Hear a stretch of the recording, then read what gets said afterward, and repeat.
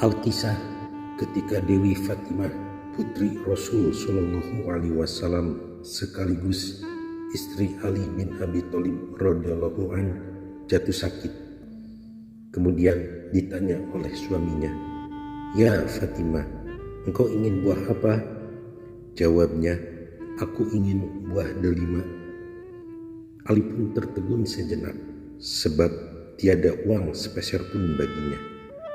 Namun ia segera tegak berusaha meminjam uang sedirham, lalu pergi ke pasar membeli buah delima. Kemudian Ali pun pulang.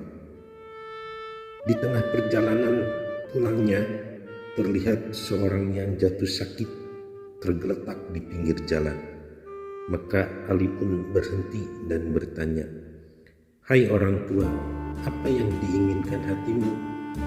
Jawabnya, "Ya Ali, sejak 5 hari aku tergeletak di tempat ini. Lalu lalang banyak manusia di tempat ini. Tidak seorang pun yang acuh padaku. Padahal hatiku tergiur pada buah delima." Maka Ali pun diam sejenak. Kata hatinya, "Sebuah delima ini sengaja kubeli untuk istriku Fatimah. Kalau kuberikan pada orang ini, pasti Fatimah kasihan.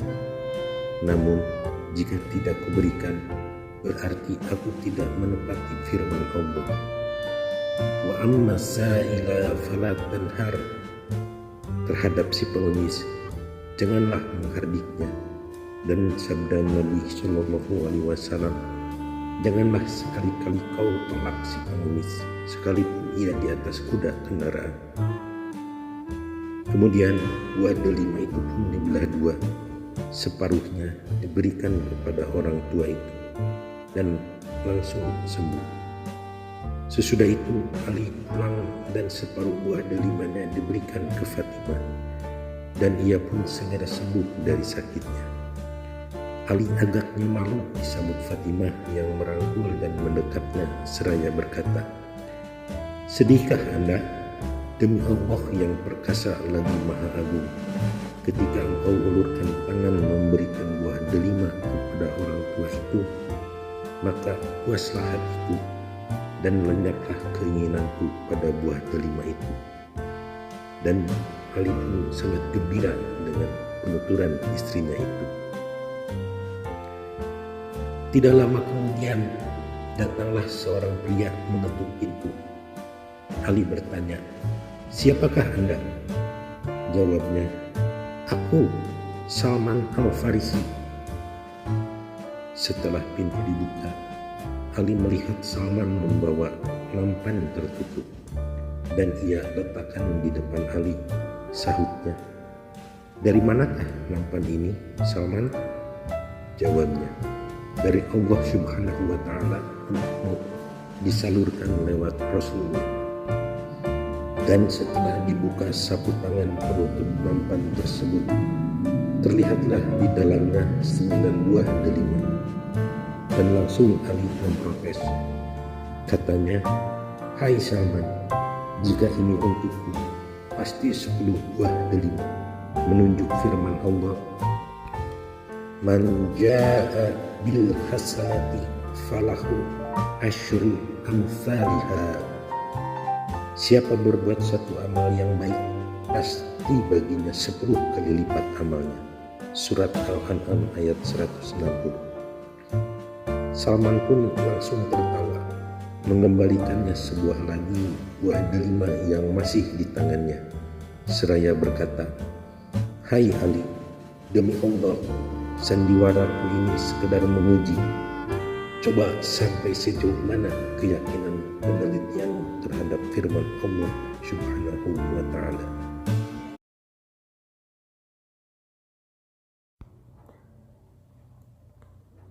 Diceritakan bahwa Nabi Isa alaihissalam lewat di suatu kampung, yang kebetulan di kampung itu ada salah seorang warganya menjadi tukang penatu.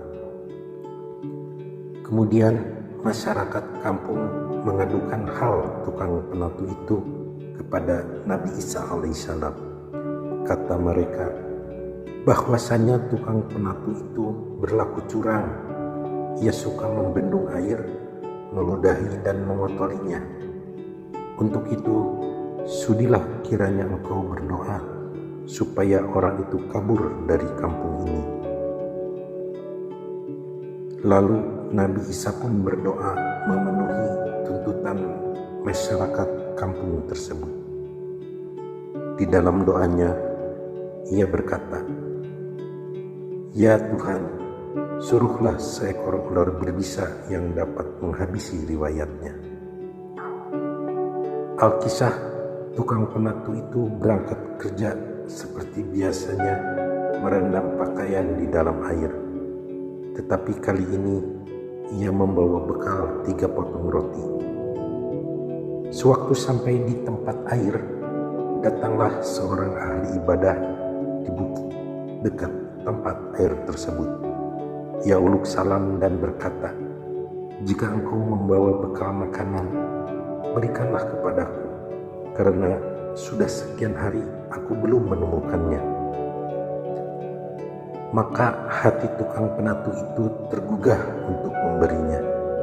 Ketika ia memberi sepotong, ahli ibadah itu berdoa, "Semoga Allah mengampuni dosamu dan mensucikan hatimu." Untuk potongan roti kedua, ia berdoa, "Semoga Allah mengampuni segala dosamu yang terdahulu dan yang kemudian." Dan untuk potongan roti ketiga, ahli ibadah itu berdoa, "Hai tukang penatu, semoga Allah membangunkan sebuah gedung untukmu di surga." Maka pulanglah ia ke kampungnya, dan masyarakat terkejut melihat ia dapat pulang.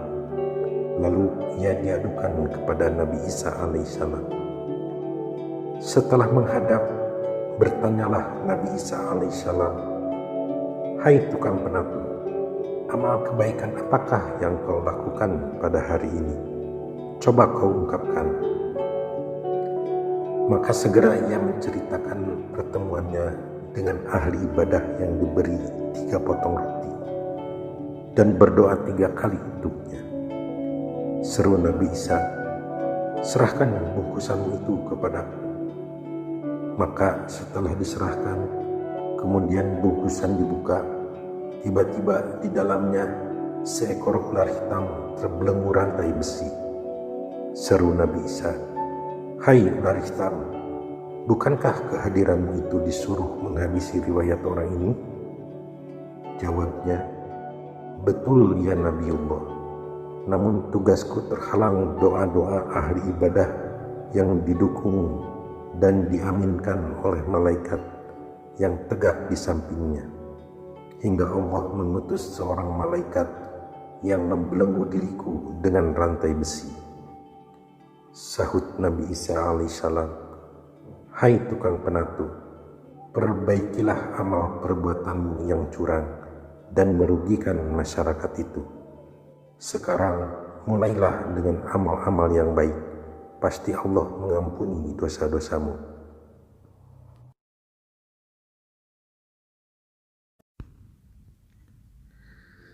Dua orang perempuan yang bertetangga dan tinggal di tepi sebuah hutan mempunyai bayi masing-masing 1 orang. Suami kedua perempuan itu sedang bepergian untuk beberapa minggu. Suatu ketika ada seekor serigala buas menerkam dan memakan salah seorang anak mereka tatkala kedua anak tersebut sedang berada di ayunan di pinggir hutan. Terang sekali yang dimangsa adalah anak si wanita yang tubuhnya lebih gemuk, sedangkan bayi dari perempuan yang agak kurus hanya menderita cakaran serigala sedikit. Akan tetapi lantaran takut dimarahi suaminya, perempuan yang gemuk bersikeras bahwa bayi yang selamat adalah anaknya. Akibatnya, kedua perempuan itu bertengkar hebat memperebutkan bayi yang lolos dari maut tersebut. Karena sama-sama ngototnya dan tidak ada penyelesaian, maka keduanya menghadap Nabi Sulaiman alaihissalam untuk meminta keputusan siapa yang berhak memiliki bayi itu. Nabi Sulaiman alaihissalam bertanya, "Jadi, anak siapa bayi ini?" Perempuan yang gemuk menjawab lantang, "Anak saya. Sungguh mati dia anak saya. Lihatlah, wajahnya mirip dengan suami saya." "Bukan, wahai Nabi yang bijaksana. Bayi itu betul-betul anak saya," sanggah ibu yang kurus.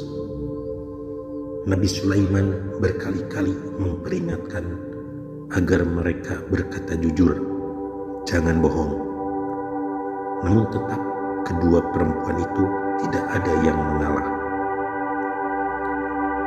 Nabi yang kaya raya dan berkedudukan selaku raja itu berpikir sesaat, lantas memanggil seorang algojo untuk membawa golok yang tajam.